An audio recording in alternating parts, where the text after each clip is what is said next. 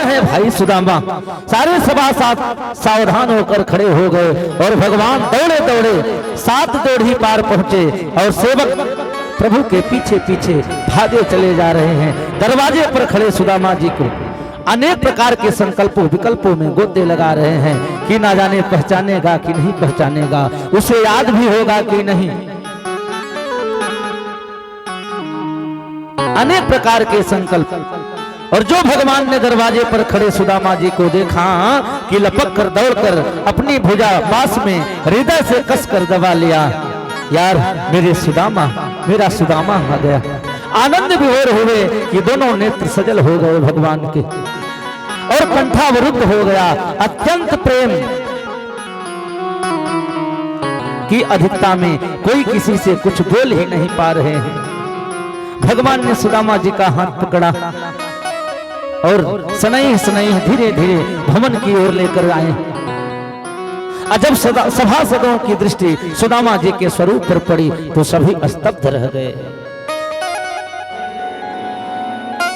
और इधर भगवान ने आदेश दिया, जाओ सोने की थाल लेकर आओ, आज मैं सुदामा जी के पांव प्रक्षालन करूंगा।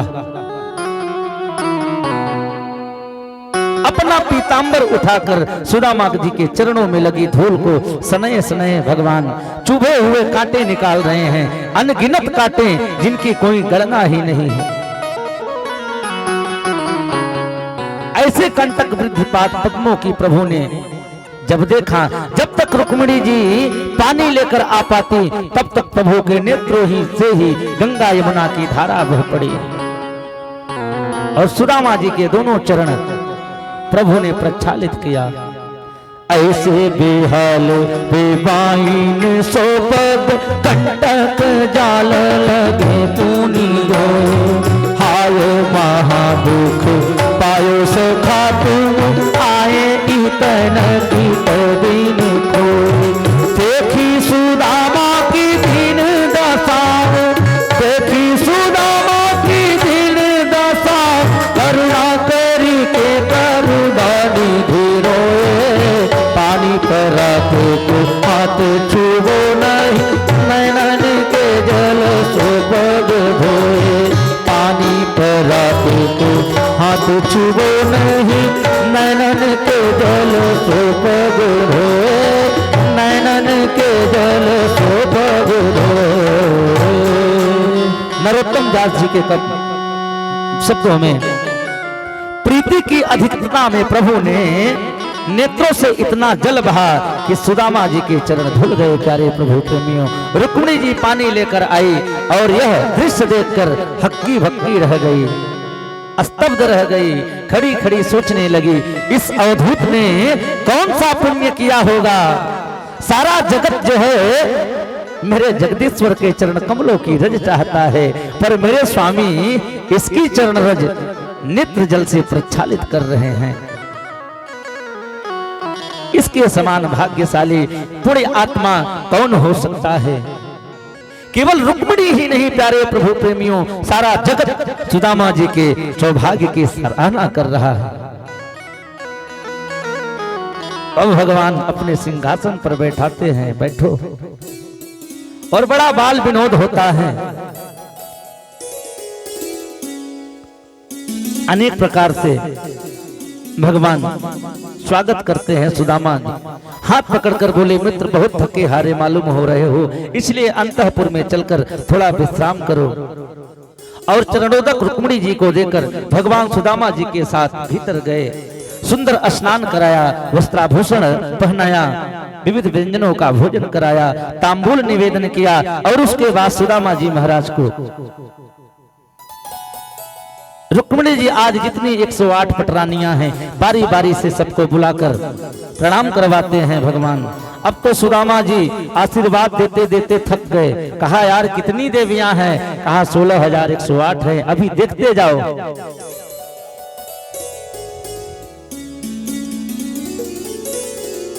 अब बचपन की याद आने लगी। याद है तुम्हें गुरु माँ ने, हम लोग जब जंगल में समिधा लेने गए थे, लकड़ी लेने, गुरु माता ने चने के दाने दिए थे। बारिश हो रही थी, पेड़ पर तू भी चढ़ा था और मैं भी, तू ऊपर था मैं नीचे था, सारे चने तूने अकेले ही चबा लिए। मैंने पूछा भी तो बोले दांत किटकिटा रहे हैं ठंडी के कारण। पर प्यारे प्रभु प्रेमियों, इस चना में भी रहस्य छिपा है। वो जो चना था ना, वो जो है एक बार चोर लोग जो है उसे चुरा कर किसी के घर से भाग रहे थे, ब्राह्मण के घर से। ब्राह्मण ने श्राप दिया, जो इस चना को खाएगा वह दरिद्र हो जाएगा। और कालांतर में वही चना चोर लोग जो है वहीं जहां ये इनका आश्रम था, गुरुकुल था, वहीं पर छोड़कर भाग गए। और गुरु माता ने जब देखा चने के दाने तो रख दिए, किसी ना किसी दिन काम आएगा। और वही चने के दाने जब सुदामा जी लेकर गए, क्योंकि सुदामा जी को यह मालूम था यह चना जो खाएगा वह दरिद्र हो जाएगा। कहा यदि मेरे प्रभु दरिद्र हो जाएंगे तो सारा संसार दरिद्र हो जाएगा, इसलिए मैं भगवान को यह चना नहीं दूंगा। अकेले ही सारे चने खा गए सुदामा जी। अब जो है कहा भाई सब तो ठीक है, विवाह हुआ तुमने भी किया? कहा हाँ। कहा तब तो भाभी जी ने मेरे लिए जरूर कुछ भेजा होगा। अब सुदामा जी अपनी पोटली कांख में लगे दबाने, इतने ऐश्वर्य में मैं भला कहा ये मेरे 4 मुट्ठी चावल। तो भगवान मालिश करने लगे। कहा ऐसी मालिश करूंगा तुम्हारे सारे दर्द ठीक हो जाएंगे। सुदामा जी बोले भैया तेरे हाथ जोड़ू, मुझ पे दया कर, या हाथ पे हाथ मत लगाइयो, मैं अपने आप ठीक हो जाऊंगा। भगवान बोले अब तो कचू हो जाए, तुम्हारो दर्द तो हम दूर करके ही छोड़ेंगे। और सुदामा जी खूब दाएं बाएं भये, पर भगवान ने जबरदस्ती हाथ बढ़ाया और भगवान ने उस तंदुल की पोटली को हाथ से पकड़कर एक झटके में ही बाहर निकाल लिया। और पोटली उठाकर जो ही खोला, सुदामा जी बेचारे देखते ही रह गए। भगवान ने तुरंत पोटली खोली और इतिमुष्टिम सकृत जग्धाह द्वितीयां जग्धुमाददे तावत् जर्गृहे हस्तम तत्परा परमेष्ठिनः। मुट्ठी चावल भगवान ने अपने त्रिमुख में डालकर संकल्प लिया कि इस एक मुट्ठी तंदुल के बदले एक लोक का साम्राज्य का सुख मैं सुदामा जी को प्रदान करता हूं।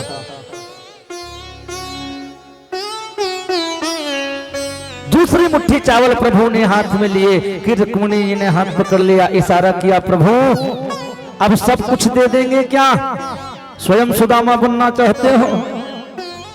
अथवा हाथ पकड़कर संकेत किया कि प्रभु प्रेमाधिक्य में पा रहे हो, कच्चे चावल हैं, कहीं आपका पेट न खराब हो जावे। और या कहा कि हम लोगों के लिए भी कुछ छोड़ोगे कि पूरा आप ही खा जाओगे? और जब सुदामा भगवान ने देखा उस पोटली में जो पत्र रखा था, उस पत्र को उठाया तो उसमें लिखा था 1 मास 2 पाख में 2 एकादशी हो, मेरे घर गोपाल जी नित्य एकादशी हो। और सुशीला भाभी का संदेश सुनते ही प्रभु के नेत्र सजल हो गए, अश्रुपात करने लगे। भगवान के दोनों नेत्र बंद कर लिए और सुदामा जी को लगा कि मैंने क्या सुना दिया। और क्षण भर में भगवान ने नेत्र बंद करके चमत्कार कर दिया और सुशीला जी को प्रत्युत्तर भिजवा दिया, क्या होनी थी सो हो गई, अब ना ऐसी हो। ए भाभी तेरे भवन में नित्य द्वादशी हो, नित्य द्वादशी हो। मेरे प्रभु ने कहा जो होना था सो हो गया, अब चिंता करने की बात नहीं है। अब तो कितना भी लुटाओ, कितना भी बांटो, कम होने वाला नहीं है। और इधर सुदामा विश्वकर्मा जी को आदेश दिया। सुंदर विश्वकर्मा जी जाते हैं सुदामापुरी में, सुशीला जी के सामने कहते हैं तुम्हारा महल बनाने आया हूं। सुशीला जी ने कहा ऐसे नहीं, पहले हमारे पड़ोसियों का महल बनाओ, पूरा नगर को बनाओ, तभी हमारा महल बनेगा। धन्य है सुशीला। दाता एक राम भिखारी सारी दुनिया, दाता एक राम। अब इधर धीरे धीरे कुछ दिन बीता। सुदामा जी बोले मित्र बहुत दिन हो गए, अब तो हमें अपने भवन को चलना चाहिए। बच्चों का हाल समाचार, बच्चों की याद आ रही है। भगवान ने कहा और कुछ रुक जाओ कुछ दिन। कहा नहीं अब चलने दो। और सुदामा जी चलने लगे तो भगवान ने कहा ठीक है सो जाओ। अब सुदामा जी जब जा रहे हैं पीछे लौटकर मुड़कर देखते हैं मैं जा रहा हूं। भगवान बोले जाओ। अब सुदामा जी को क्या मालूम है कि नारायण की कृपा बहुत ही बड़ी है। प्रभु ने धन नहीं दिया,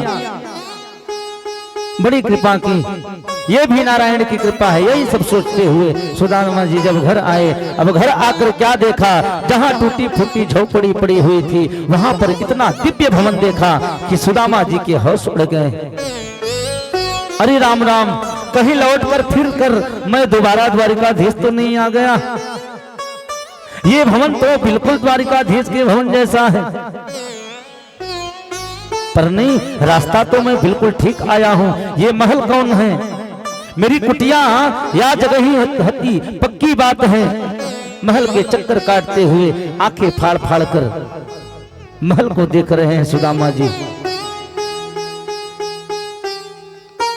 सुदामा मंदिर देखी डरे, सुदामा मंदिर देखी डरे, सुदामा मंदिर देखी डरे, मंदिर देखी डरे,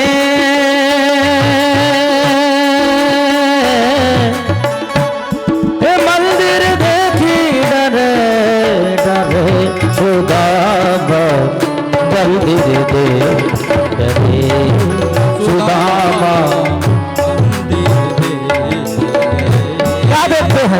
यहाँ तो थी मेरी टूटी झोपड़िया, यहाँ तो थी मेरी टूटी झोपड़िया, यहाँ तो थी मेरी टूटी झोपड़िया, यहाँ तो थी मेरी टूटी झोपड़िया, बड़े बड़े महल खड़े, सुदामा मंदिर देखी डरे, सुदामा मंदिर देखी, यहाँ तो थी मेरी ठाकुर पूजा, ठाकुर पूजा, ठाकुर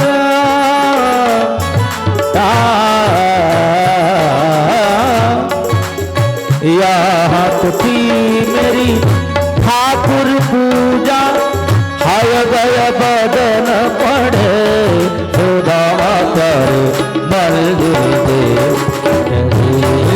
सुदामा मंदिर देखी, सुदामा मंदिर देखी, मंदिर देखी, मंदिर देखी। डरे हुए से सुदामा जी भवन के चक्कर काट रहे हैं। कुटिया कहाँ गई मेरी? अरे कुटिया गई तो गई, पर सुशीला कितकू तू कुछ चली गई। अब सुशीला को कहाँ ढूंढूं मैं? तब तक सेवकों ने सुदामा जी की मन स्थिति को समझ लिया और सुशीला जी को सूचना दी, महारानी जी देखिए ये ब्राह्मण कौन है, बड़ी देर से चक्कर काट रहे हैं, झरोके से झांककर जो सुशीला जी ने देखा तो देखते ही प्रसन्न में उछल पड़ी और सुदामा जी को अंदर ले आई, थाल सजाई और बड़े प्यार के साथ स्वागत किया। दास दासियां घेर कर सुदामा जी को चल रही हैं, जय जयकार बोलते हुए सब चल पड़े। सुदामा जी ने जब अपने नाम का जय घोष सुना सो ज्यादा घबरा गए। भाई सुदामा तो अपने ही हैं, पर ये सुदामा कोई महाराज होंगे, हमारे नाम के राजा को महल होएगो, पर ये देवी जी कौन चली आ रही हैं। सुशीला जी स्वागत में आरती सजाए आ रही हैं। सुदामा जी रास्ता छोड़कर कोने में जा खड़े हुए, होंगी कोई महारानी रानी। सुशीला जी ने कहा, स्वामी आप हमें पहचानो, हम हैं सुशीला आपकी पत्नी, आइए भवन में चलिए। सुदामा जी की आंखें फटी फटी सी रह गई। अरे सुशीला, तेरे पास इतना बढ़िया साड़ी कहां से आई, ये सोने की थारी कहां से आई? कहा ये सब भगवान द्वारिकाधीश कन्हैया की कृपा है। सुदामा को ऐश्वर्य की प्राप्ति कराया भगवान ने।